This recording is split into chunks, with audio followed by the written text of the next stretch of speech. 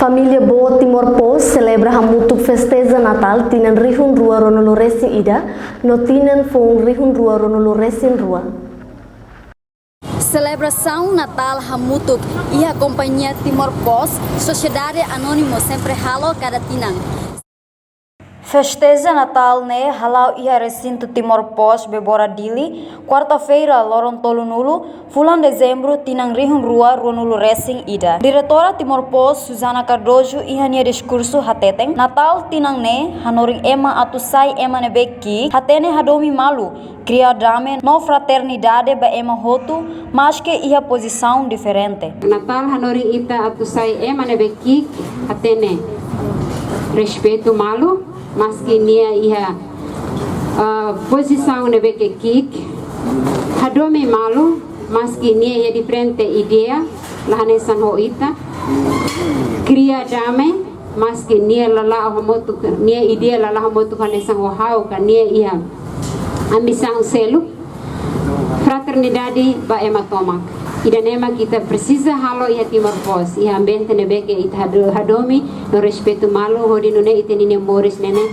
confortável seguro para ita lori atingir prosperidade ia Timor Post. Entretanto, Comissário Conselho Superior Companhia Timor Post sa Otélio Ote Hateten. Companhia Timor Post liuhusi produto jornal diário Timor Post existe durante tinang ronulu racing ida ho compromisso meeting.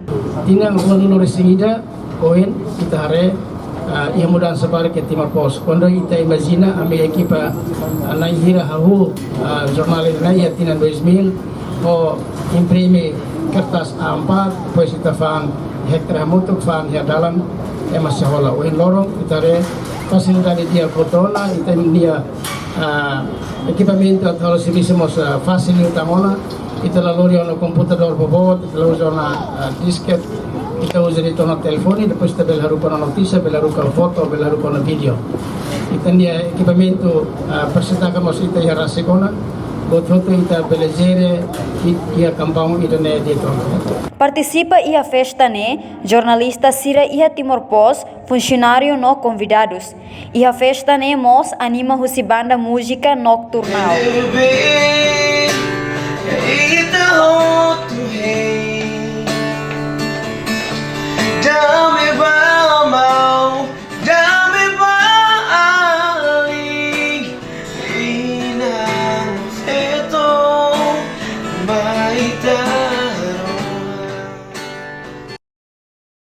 Espero a festa Natal Hamutuk, família Bot Companhia Timor Post, haburas tan solidariedade, doming, paz no hameting equipa serviço.